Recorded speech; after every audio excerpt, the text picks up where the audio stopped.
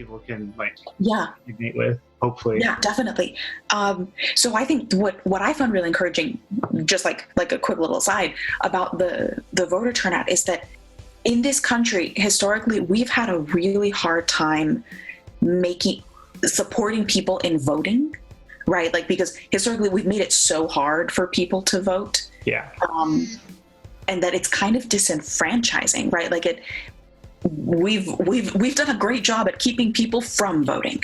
Yeah. So to have so many people that will still find a way to go out and vote, like, that's encouraging. It shows that people are still engaged, that in spite of all of the difficulties, which we need to fix those. But in spite of all those difficulties, like, that so many people are making their voices heard, like, that's positive. That's encouraging. It's, I don't know. It gives me hope for the future. These difficult situations that we've been going through, I think, have shown some of the good things, like the strength of healthcare workers and like the way that, the communities have like rallied around their healthcare workers. Like, that's been awesome. But like we were saying earlier, it's also kind of uncovered some of the ugly things in American society, right?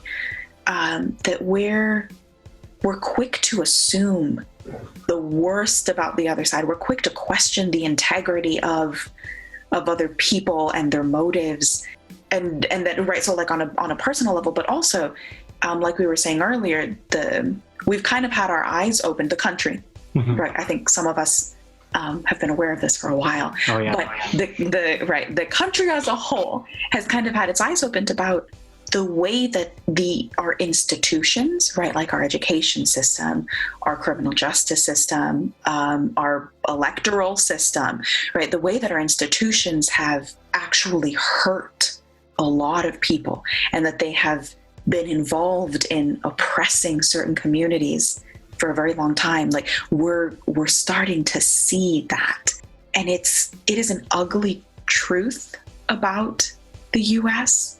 But again, like I said earlier, unless we recognize that this is what our institutions have been doing, and not like laying the blame at individual people, right? Like, that might not be super constructive, but the systems that we've built are just kind of flawed, and that there are problems that we need to fix with those. But if we don't recognize that there are problems, then it's going to be impossible to move forward. And so hopefully now that we're recognizing some of these issues, then we can work to address them. So also shout out to the lab and some of the stuff that y'all have been doing with education policy. Kudos. Yes. Thank you. Like, that's an example of the kinds of things that we need to do once we recognize that, okay, there are faults in these systems. Nice. Yeah. So I like how you're feeling and where you're going with it, and so that makes the next question even better. So what are your what recommendations do you have for the people that are making the decisions that affect you and those around you, community leaders, like local leaders, politicians, like, just people like that, people that have to, they're making a call, they have to make a call for all of us. I think you put it really well, that they are in a position to make a call for all of us, right? And that's a lot of responsibility. I would encourage our leaders to remember that it is their responsibility to look after the individuals and the communities that are in a vulnerable position, right? Because, right, like, yay, Spider-Man, with great power, right, comes great responsibility. It is up to them to look out for their people, for the communities that they're responsible for. And so, right, like, that can take a bunch of different forms. That means, for example, right, from public health perspective, because that's what I'm getting my degree in, is sort of enforcing mask wearing to make sure that the people who have pre-existing conditions are not put at greater risk. You're looking out for them, right? Kind of like dealing with some of these voter suppression and disenfranchisement issues, right? Like with the gerrymandering, with blah, blah, blah. You have to look out for the people to make sure that they have the opportunity to make their voice heard. And that extends to but yeah, like all sorts of things. I could talk about this all day, but basically, this is a big responsibility for them, and just like be cognizant of that, I would say. And also to think about the long-term consequences of their actions, right? Because just because you say something on the media today that's going to sound great with your voters, right? You can be doing a lot of harm with that. I would encourage our leaders to think 10, 20, 30 plus years down the line and see, are the actions that you're taking now really going to build a safer, a better, a more loving world for your kids and grandkids? Or are you just fueling this like negative spiral, right?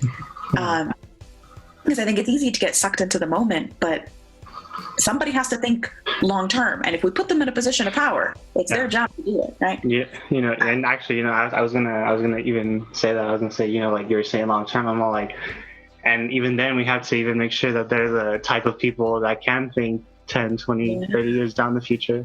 Yeah, no, definitely. And like you say, then that's a responsibility for us, is like making kind of like, we have a responsibility to put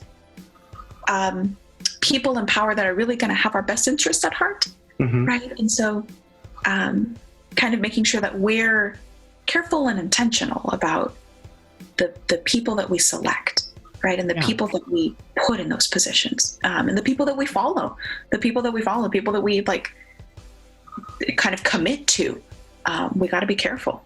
We got to be careful. Yeah. And then one last thing that I would say to our leaders would be kind of like going back to something that we started talking about like way at the beginning, right? Is to be humble and pay attention to the experts. So this doesn't just mean scientists, right? Because like trust your scientists. They know what they're talking about. But also paying attention to the people who have lived experiences in the issue that we're talking about. Yeah. Right. So if you're, again, going back to like the race conversations, right? If you're trying to improve situations for a certain community, be humble and recognize that the people in that community know what they're talking about. They've lived it, and they are the experts in their own life experiences. It comes down to actual teamwork. Yeah. And recognizing that, everybody has something to bring to the table, and recognizing what they have to bring to the table. So just being humble and being willing to see that and to respect that, to respect people's knowledge and their experience. Yeah. Nice. So that's what I would say. I don't know if anybody would listen. No, that's good. This is all good. I love it. And okay, so now that's good. And so moving forward, what recommendations do you have for the youth? I think I would say first, don't give up. And that's kind of like a little cliche statement, right? But there's a lot in there. It's everywhere. Don't give up hope that things will get better. This too shall pass, right? Like nothing lasts forever. And unfortunately, nothing good lasts forever, but nothing bad lasts forever either. Things will get better. And even more importantly, we as youth can really play a big part in making things better, right? Like both within like your immediate social sphere and within your broader community. Trust yourself, trust your experiences, trust your gut, and know that your voice and your opinions and the work of your hands and what you can contribute is valuable and it is needed. So hang in there. And also to just take a second to breathe and take care of yourself, right? Because things are crazy right now. Especially right now when you and I are talking, right? Like it's a lot. And so, take a minute to kind of like do a little bit of that self-care.